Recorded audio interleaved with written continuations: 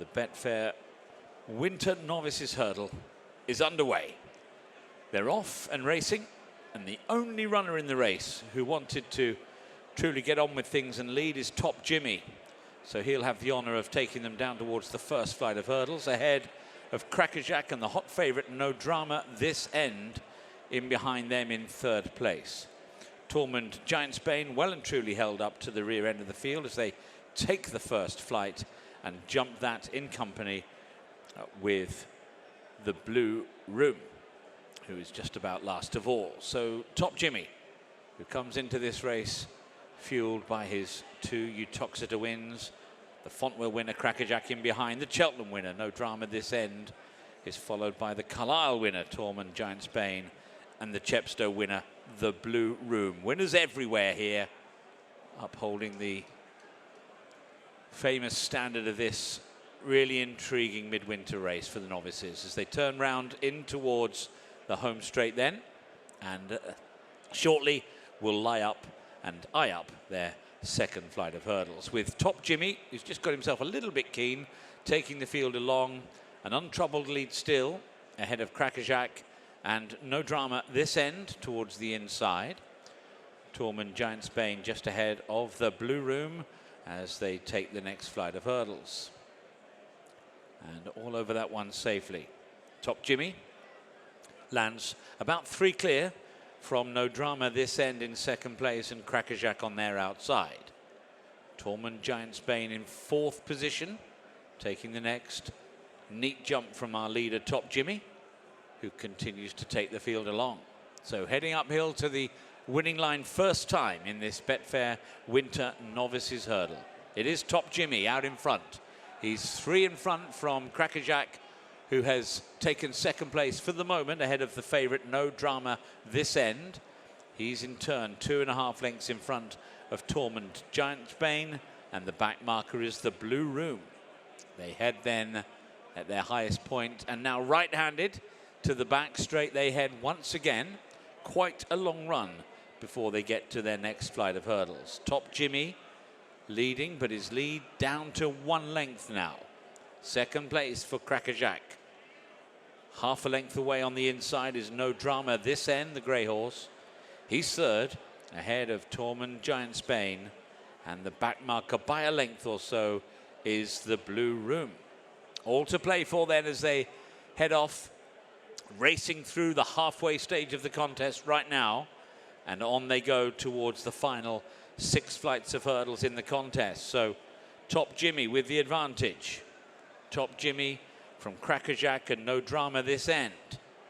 They're over safely from Tormund Giantsbane and the Blue Room. Top Jimmy still leading then. Here's the next, the second down the back. Top Jimmy with Crackerjack, No Drama This End, Tormund Giantsbane and the Blue Room. No change in the order. Up on the outside, Crackerjack a bit closer to Top Jimmy, and now only a length or so back to No Drama This End as they race on towards the 4th last flight of hurdles. At it now, Top Jimmy, lovely jump from the leader. Crackerjack kept at arm's length for the time being. No Drama This End in third place, and then a small break to Tormund Giantsbane and the Blue Room. Last over on the far side now, Top Jimmy, another good jump. Kept his lead intact, but only just. Crackerjack is still right there with him. Then No Drama This End with Tormund Giantsbane in 4th place and the Blue Room in 5th, but well in touch. Looked at other cracking little race on paper. It's developing into such as well, as Top Jimmy leads them out of the back towards home. It's a very long run to the second last. Top Jimmy leading from Crackerjack in second.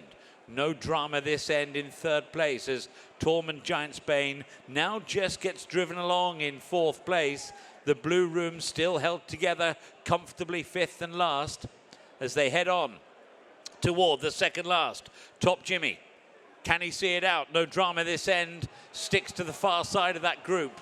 They're really bunching up tight now. Crackerjack, Tormund Giantsbane trying to come again. Here's the second last flight of hurdles. Top Jimmy joined by an on the bridle No Drama This End on the far side. and he has sauntered to the lead. No drama this end. Down towards the last from Top Jimmy. The Blue Room finishing off pretty well. Down towards the last. No drama this end is over safely. He's looking comfortable. The Blue Room's packing a punch late in the day. He's gone into second place ahead of Top Jimmy. Torment Giant Spain.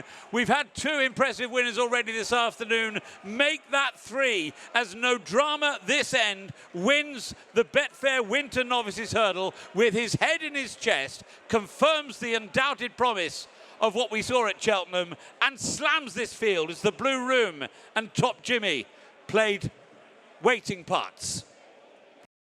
Well, Paul Nicholls is here with me, Max McNeil, Giles Barber as well. Gentlemen, congratulations. Paul, I'd imagine a measure of relief, but he's sauntered to victory there. How excited are you after that? Yeah, obviously very excited about him. We were at Cheltenham, we were at home before then, and there's a bit of pressure on me this week really making the decision to go. Everyone decided we might go straight for the Challow, but when I saw the race, it's a good race. We won it with some good horses, and it was worth running in, and you know, he sauntered around and did that very nicely.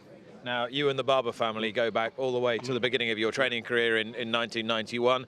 Giles, how much pleasure do you all get from this association, and particularly in the form of a horse of this calibre? Oh, well, the association with Paul, it needs no talking about. It's an amazing experience to have had Paul in our village, living with us and training with us for that length of time.